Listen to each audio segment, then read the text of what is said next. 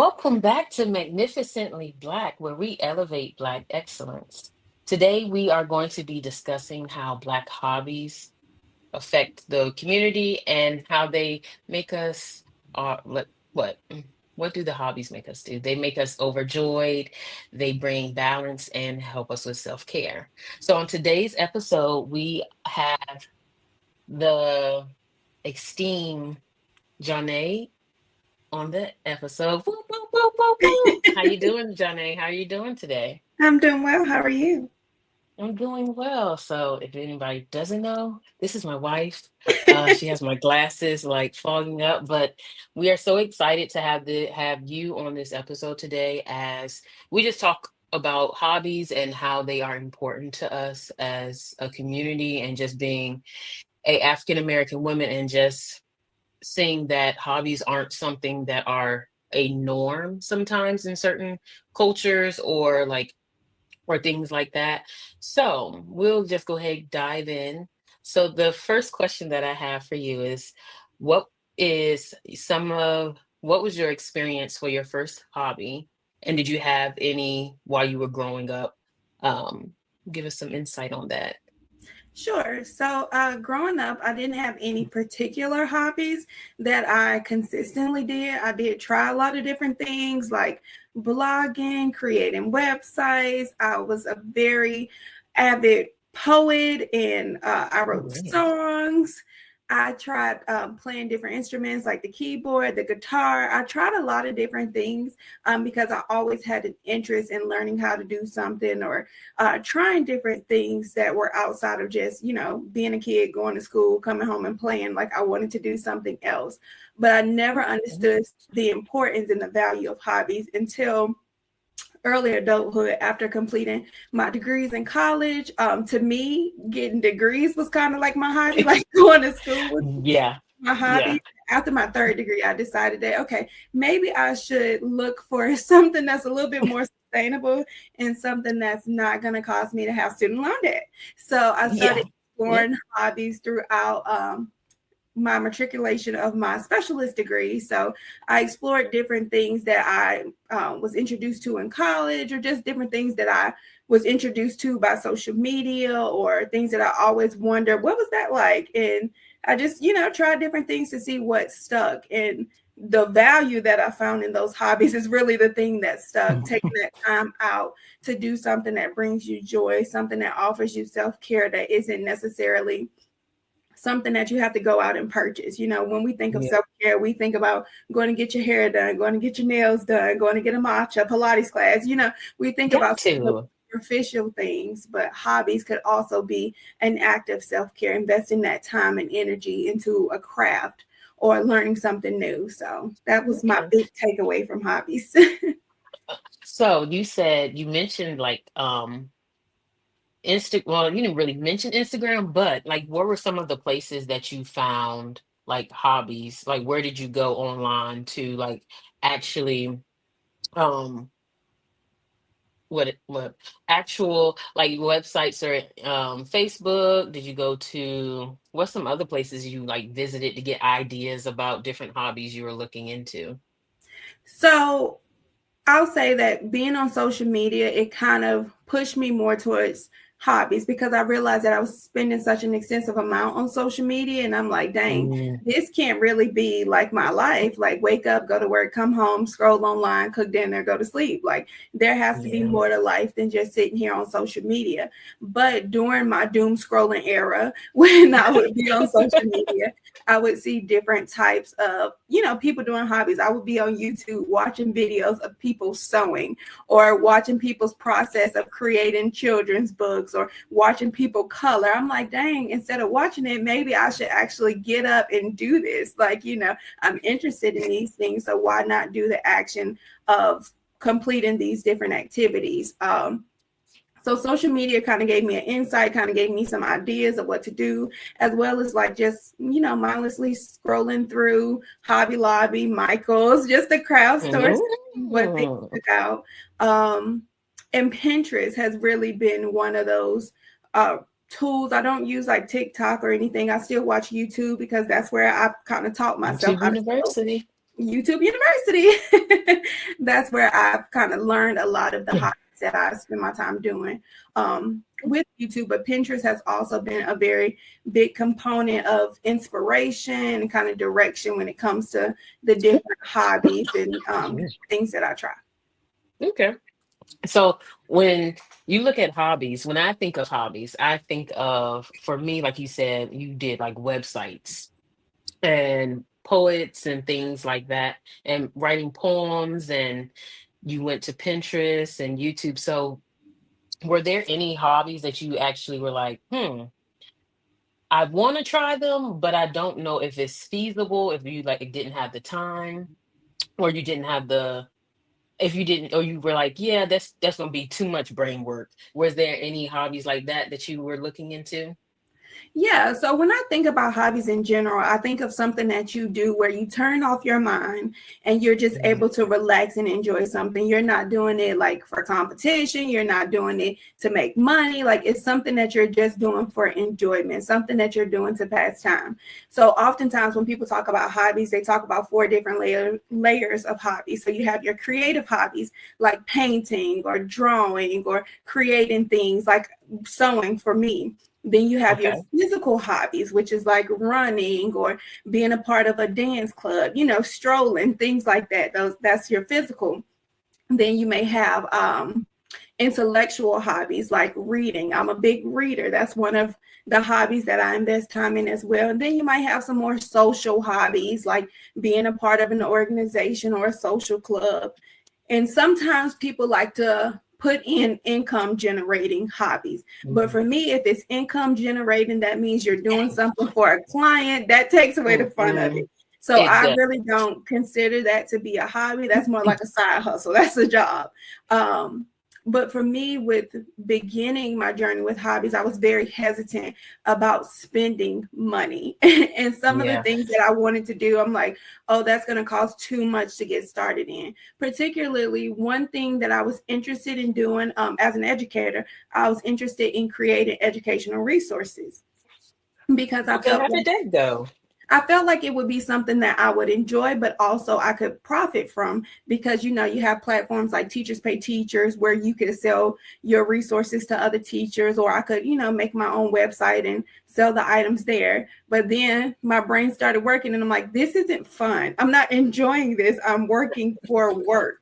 I'm working to Mhm. earn additional money. So it didn't feel like a hobby to me. It felt like I said, a side hustle, something to generate income outside of my regular job. So, although it's something that I still am interested in exploring, I don't look at it from the same lens of a hobby because it wasn't bringing me balance or peace or Yeah. joy. It was more of, a Work. different Work. stream of income.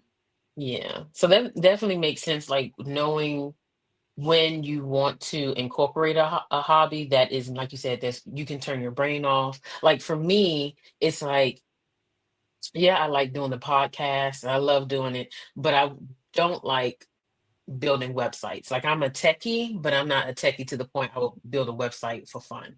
So like when Mm-hmm. you said like having creating for teachers pay teachers, it's like, yeah, you're killing two birds with one stone because then you can still use it for yourself, but it's also just like you're continuously working and you have that, you don't have your brain break that you need from work and saying, okay, yeah, I'm setting boundaries, I'm not Yeah, about to do no work. absolutely. Okay, okay. So do you think that in some of the hobbies that you mentioned, like sewing, do you think there's a good representation of African American women that are there? And if not, how do you think you can help or ex yeah, how do you think you can help others become interested in those hobbies? Well, I think in general, there's a lack of representation with Black women amongst a lot of hobbies because it's not something that, as young girls, we're taught to, cultivate a hobby, find something that you're interested in, something that you enjoy, and use that for leisure activities. It's almost like leisure is a luxury for Black women. Mm, Like your yeah. downtime, you're supposed to be cooking, you're supposed to be cleaning, you're supposed to do something else. And, a lot of times, I ask my friends or my siblings, like, what's your hobby? What do you like to do? And they might say, I like to look on TikTok. I like to watch YouTube Read videos. books. I like to Yeah. go shopping. And I'm like, are those really hobbies? But, a hobby can be, it's open to interpretation, but Yeah. it's not something that we really are encouraged to pursue.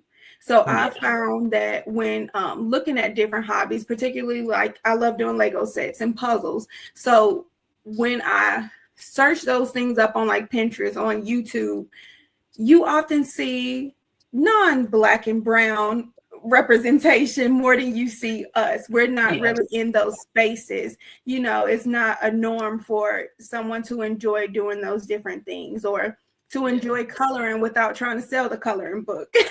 You're right. You're So right about that. And that's one of the things that why I wanted to talk today, because I feel like a lot of times we are not well represented in different hobbies.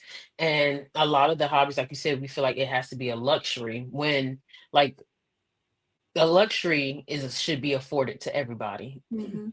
It should not be based on a color or a class or anything like that. If you want to do it, if you want to just have fun and release your mind and just be like, okay, let me go read a book. Let me go read two chapters in a book, come back and you've reset. You're like, you're in a better mood. Most of the time, hobbies actually help the individual, like I said, reset and also see things from a different angle too. Right. The So, world is in shambles, but I'm crushing my TBR list. So a yes. win is a win. That part. So you like you just said you're crushing your TB. What is it called? A TBL list? A TBR to TB be read. to be okay. My book So girlies know. for book girlies. So with that, what do you think are some of the books that you would recommend to people to read that's on your TB list? Okay, so as a member of a book club, I find it very hard to give Mhm. recommendations because what I like, you might not like. And I Okay. found Okay. even that's one of my challenges. Like, I've pursued a book club, I try to be engaged and active, but some of the things that we're reading is not really aligned with my interest in the type of books that I like to read. Like, I don't want to read a psychological thriller. Like, I don't want to read anything that's going to make me sad. Like, I'm very much a romance reader, urban fiction. Give me something cute. I A don't little want hood to book. A read little anything. hood book. Terry McMillan. All them people. Yes, I don't want to Okay. read anything that's like super thought provoking. And it's not because I don't want to learn. It's just that I want to engage with the story in a different way. Like, I want to Mhm. kiki. I want to feel butterflies. I want to root for the characters. And I can't feel that if I'm like anxious because I'm trying to figure out what's going on, like what is going to happen next. That takes away the fun in the book for me. So I'm sorry, I don't have any recommendations. It's you have Okay. to go around Barnes and Hey. Noble, hit up your local library and figure out what sticks out to you, what pulls you in. I could definitely agree with that. So, like, one of the ways that you were saying was like you have a book club. So, a lot of things that, um, I would say a lot of people that are, okay, they call them hobbyists. You have to find that community that Absolutely. you don't have to have like minds, but you do have areas where you can communicate together. You can join and be like, hey, let's meet up at a coffee shop Mm-hmm. and you read your book. The group of us will be reading books. You may have the same book, like she said, being in a book club. So with the book club, everybody reads the same book or come back, y'all talk about it. But there are some places like we were looking at here in Atlanta, they have like silent reads and Yes. you can bring your own book and read what you want to read and still just be in the company of other people that like to read. So Mm-hmm. when listeners definitely find a hobby that you like and find a community that can support that hobby, as in a group like she goes to book clubs, I go to a choral group. So my hobby is saltwater aquariums. So I like to go to the Atlanta, what is it, Atlanta Saltwater Aquariums group, The and we Reef Club. actually, yeah, the Reef Club, and we're all reefers, and we just talk about different corals, meet up, and talk about how to take care of the health. There's other things of like they can give you information about different lights, different tops, just the world of saltwater. versus tanks, freshwater, animals that can eat this, animals that can't eat this. And like having a community like that definitely makes you want to learn more and makes you want to be more active in that Yeah, it community. keeps you going. And for Yeah. me, I feel like I've been able to find a lot of my community in Mhm. through social media. So I'm a part of a bunch of Facebook groups that align with all of my hobbies and interests. But you know, as a Black woman, you have to put Black women or Black girls when Mhm. looking for the Facebook group. So I have like I'm in Black girls who garden, Black women who bake, Black women who sew, Black girls read too, Black girls write Yeah. too, you know, just different groups that kind of hold me accountable. We can encourage one another, share what we're reading, share what we're writing, sharing what we're creating, get tips and tricks and see the sales, what's going on. Like I love being able to experience that with people from around the world who, you know, just decided to be a part of that online community, but also like being a part of local book clubs. Even though I don't Mhm. always, you know, enjoy the picks, I still read them.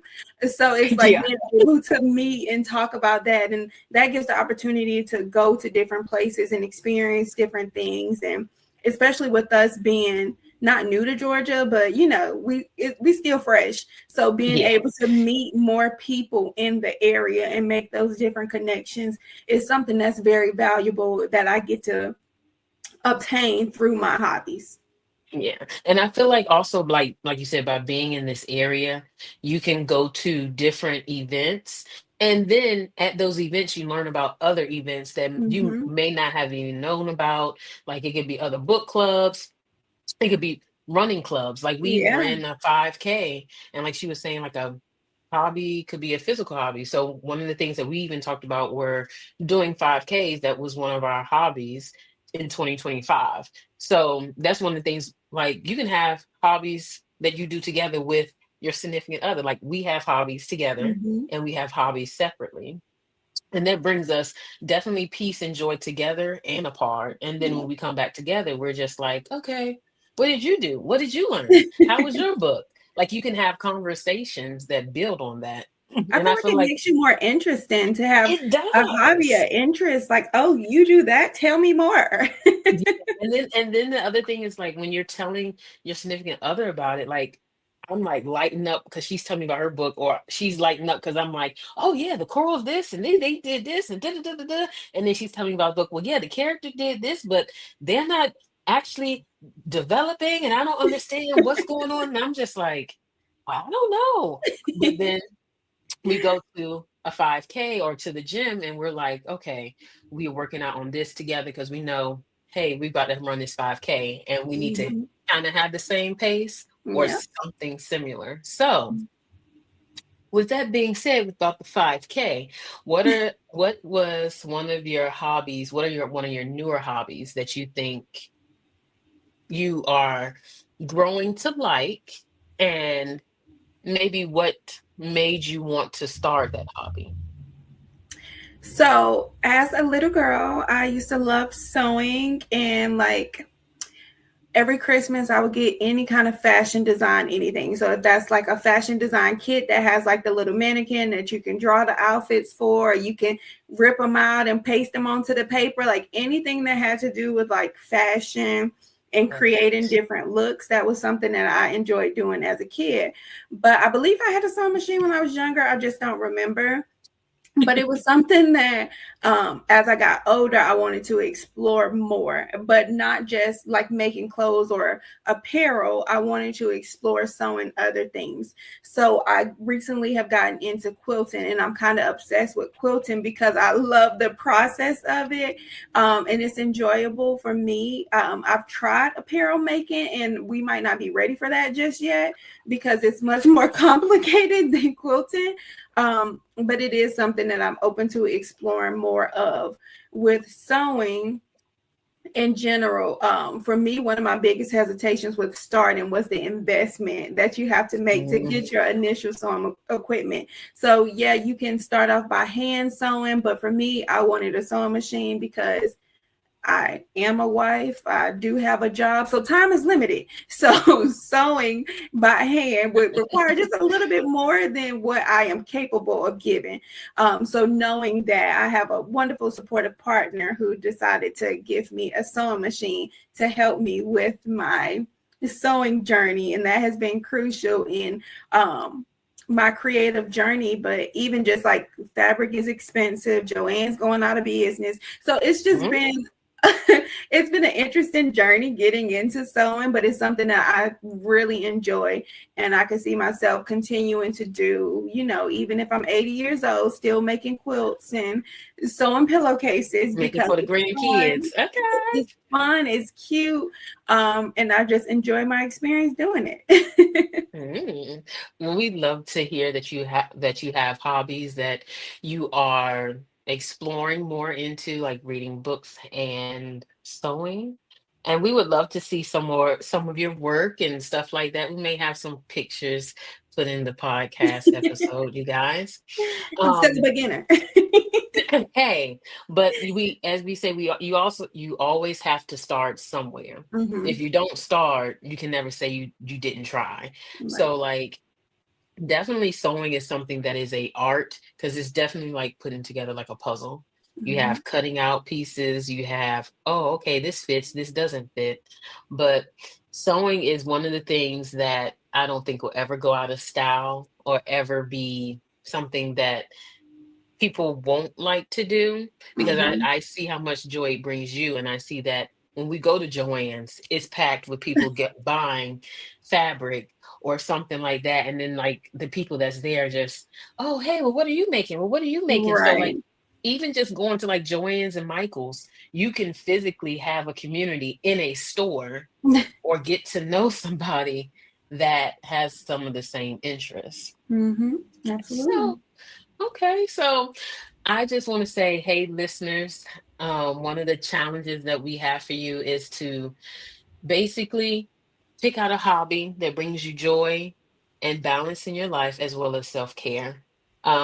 You want to make sure you're able to have a brain break from the world, not even just like work. We say the world as in family, friends, everything, things that make you Society, feel, what's going yeah, on politically. Black yeah. women deserve rest. We deserve leisure. Mhm. We deserve the luxury of time. And we have to take it. We have to reclaim our time and say, hey, What if she I'm going said. to spend 2 hours reading or sewing or painting or running or doing yoga or going to a Zumba class, I deserve it. And there's no shame, there's no guilt because we do a lot and we deserve Yeah. to be able to rest, bring ourselves joy, the same joy that we give to everyone else. We have to pour back into ourselves and make sure that we're enjoying life as well. I like that. Okay, that's a word. Okay, so listeners, please like, comment, and subscribe. Um, we would like to thank you for joining us today, Jhone, on today's episode of Thank you for having me. Black, Black Grown and Thriving: How Hobbies Bring Us Joy and self-care. So we were say thank you and follow us on YouTube. Our Instagram page is up. Follow us there. Um, on our next episode, Jen will be back and we have some other people coming. So we want to say thank you. We appreciate you and peace and love you. Love See y'all you. Bye, later. guys. Bye.